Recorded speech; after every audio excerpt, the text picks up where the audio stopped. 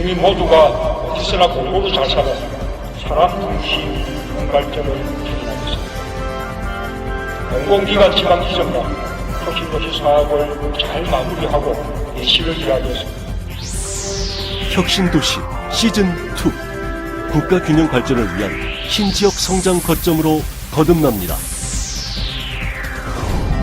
혁신도시 시즌2는 공공기관 이전 중심의 기존 혁신도시 정책에서 더 나아가 혁신도시를 국가균형 발전을 위한 신지역 성장 거점으로 육성하고 누구나 살기 좋은 도시로 만들기 위한 정책입니다.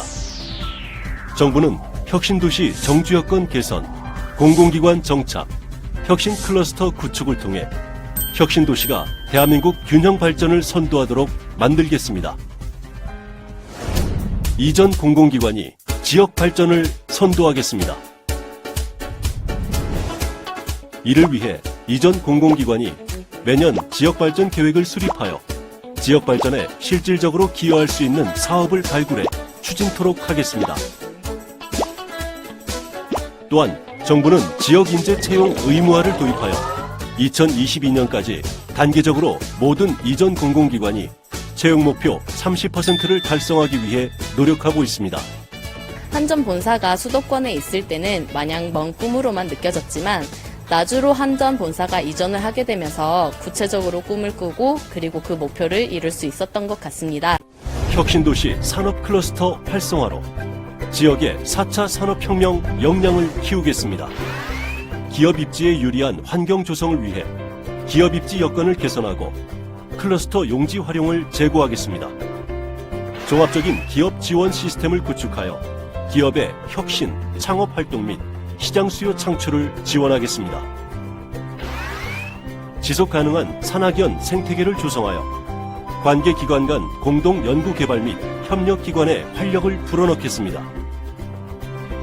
그리고 혁신 도시별로 혁신 도시 발전 지원센터를 구축해 연계 기업과 협력하며 지역 대학과 기업의 공간 임대 등 인큐베이터 역할을 강화하겠습니다. 지역 일자리를 만들어내겠습니다. 혁신도시와 지역 주요 거점을 연계하는 국가 혁신 클러스터가 지역 일자리 창출의 모고가 되게 되겠습니다.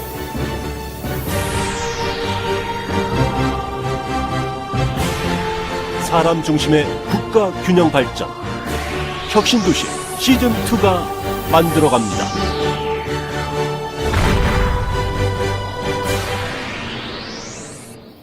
정부가 앞으로 5년 동안 전국 10개 혁신도시에 4조 3천억 원을 투입하기로 했습니다. 10개 혁신도시마다 테마를 정해 이에 따라 기업이 모여들고 사람들이 정착하는 도시를 만들겠다는 계획입니다. 국가균형 발전을 위해 공공기관을 지방으로 분산시키는 혁신도시 시즌2에 대한 기대감이 높아졌습니다. 새로운 기관의 이전과 함께 빛가람 혁신도시가 한 단계 더 도약할 수 있는 발판을 마련해야 한다는 목소리가 커지고 있습니다. 최근 도내 시군들이 혁신도시 시즌2를 유치하겠다고 나섰습니다. 정확히는 공공기관 2단계 이전을 말하는 건데 총선을 앞두고 정치적인 이슈로 부상하면서 일각에선 과열 경쟁을 부추기지 않을까 하는 우려도 나옵니다. 정부가 전국 혁신도시 활성화를 위해 혁신도시 시즌2를 진행하고 있습니다. 혁신도시를 국가균형 발전의 거점으로 육성하겠다는 계획인데 이를 담당할 컨트롤타워가 전국에서 처음으로 원주에서 출범합니다. 원주 혁신도시에 추진되고 있는 대형 유통업체 입점 사업이 도시계획위원회를 통과하며 속도를 내고 있습니다. 수도권 공공기관을 지역으로 옮기는 혁신도시 시즌2 사업을 두고 벌써부터 각 시군마다 유치 경쟁이 치열해지고 있습니다. 특히 내년 총선을 앞두고 과열 양상이 빚어질 가능성이 커지면서 강원도의 역할론이 대두되고 있습니다. 원주 기업도시는 일반 택지나 산업단지와는 달리 자급자족형 도시 형태로 조성됐습니다. 지역 경제에 적지 않은 영향을 주고 있는데요. 지금까지의 변화와 앞으로의 과제를 짚어봤습니다. 원주 혁신도시 조성 사업이 완료됐지만 지역사회가 기대했던 효과는 여러모로 부족하다는 평가가 많습니다. 혁신도시 사업의 본래 취지를 살리기 위해서 이전 공공기관과 원주시가 함께 상생발전 방안을 마련해서 추진하기로 했습니다. 수도권에 남아있는 공공기관 120여 곳을 지방으로 이전하는 이른바 제2혁신도시 조성 사업이 주목받고 있습니다. 바로 간다. 인권사회팀 이준희 기자입니다. 최근 정부가 잇따라 대책을 내놓으면서 부동산 열풍이 주춤하고 있는데요. 하지만 지식산업센터는 예외라고 합니다. 각지에서 투기 세력이 계속 몰려들고 있다고 하는데요.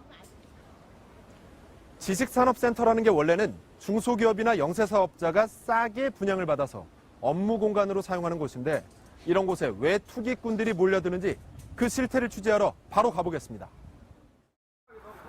경기도 동탄에 있는 지식산업센터 모델하우스를 찾아갔습니다. 마침 투자 설명회가 열렸는데 50명 정도가 와 있었습니다.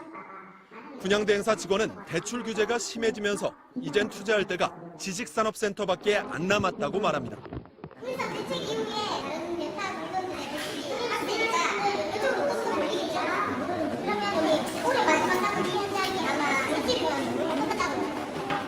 투자 상담받던 다른 사람들은 앞다퉈서 가계약을 했습니다. 그때 제가 본 것만 10명이었는데 여기만 그런 건가 싶어서 다른 지식산업센터 모델하우스에도 가봤습니다. 직접 사업을 운영하시고 계신 거세요? 아니요. 네, 그럼 투자 쪽이시겠네요. 여기 투자하는 사람들이 많나요, 지식산업센터에? 거의 반 이상은 투자하시는 분들. 방금 들으신 대로 사업을 안 해도 아무나 다 분양받을 수 있다는 얘기인데요. 이게 대체 어떻게 가능한지 궁금했습니다. 자, 지금 보시는 이 돈은 제가 취재 지원금으로 회사에서 받은 건데요. 정확히 1,253만 3,640원입니다. 분양계약금인 이 돈을 가지고 제가 직접 계약을 하면서 투기꾼들이 어떤 식으로 돈을 버는지 낱낱이 보여드리겠습니다. 모델하우스에서는 이미 제 얼굴을 알고 있어서 일부러 근처 부동산 사무소로 갔습니다. 55제곱미터, 분양가 1억 2천만 원짜리 사무실을 계약하기로 한 뒤 계약금으로 10%를 입금하고 인감도장과 인감증명서, 등기부 등본도 냈습니다. 그러자 부동산 직원이 계약서를 가져오더니 구체적인 방법을 알려줬는데요. 지금 보시는 이 분양계약서를 갖고 세무서에 가면 곧바로 사업자 등록증을 내주니 이후 세무서로 향했습니다. 가는 동안 부동산 사무소 직원은 사업자 등록할 때 사업체 이름도 필요하니까 아무거나 지어보라며 이런 얘기도 들려줬는데요. 사업체 이름 잘 들어보시기 바랍니다. 고객 중에 한 분은 이제 상호명 하라고 했더니 상호명을 월천이라고 하셨어요. 월천이 뭐예요? 좋네요. 월천. 좋네. 방금 들으신 월천이라는 말 이해되십니까? 지식산업센터 여러 채 분양받으면 월천, 그러니까 한 달에 1,000만 원 버는 것도 가능하다는 뜻이랍니다. 이게 어떻게 가능한지는 조금 뒤에 알려드리겠고요. 다시 세무서에 온 다음 상황을 보겠습니다. 지식산업센터 분양계약서 보여주고 사업 업종이랑 몇 가지를 부동산 직원이 시키는 대로만 적어냈더니 여기 소프트웨어 개발 공급업 어디에다가요? 쇼트에다가 소프트웨어 개발 및 공급업. 딱 10분 만에 일사천리로 사업자 등록증이 나왔습니다.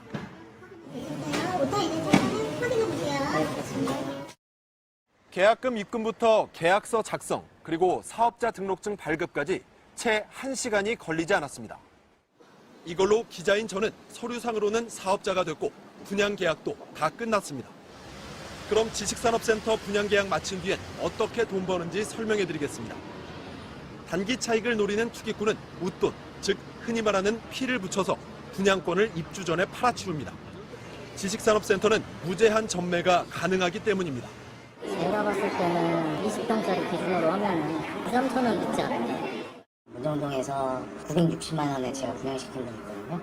그 준공 때 1억 3천 붙었어요, 피만. 반면 다달이 수익 얻으려는 이들은 임대 사업을 합니다. 업종에 임대업 추가해놓고 진짜 사무실 필요한 영세 사업자한테 세를 놓는 건데요. 이게 또 땅 짚고 헤엄치기입니다. 분양받을 때 계약금 10% 내는 것 말고는 큰 돈이 안 들기 때문입니다. 지식산업센터는 은행 대출이 분양가 80% 이상 가능하기 때문에 중도금하고 잔금은 이걸로 거의 낼 수 있고 세 놔서 월세 받으면 은행 이자 내고도 충분히 남는 장사입니다.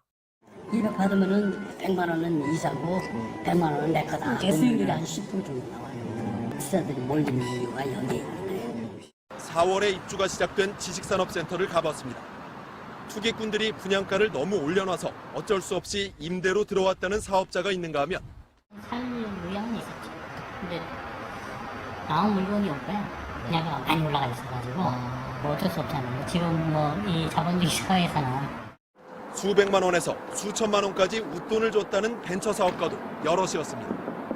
500 줬어요. 500. 저는 깎고 싶죠, 당연히. 근데 여기가 지금 자꾸 오르고 있다. 피해가 한 10천만 원 더 주고 들어오거든요. 기분 나쁘지만 어쩔 수 없죠. 저희가 지식산업센터 분양 계약을 한 건 취재 목적으로 분양을 받은 거니까요.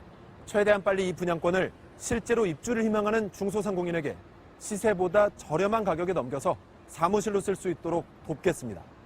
바로 간다. 이준입니다.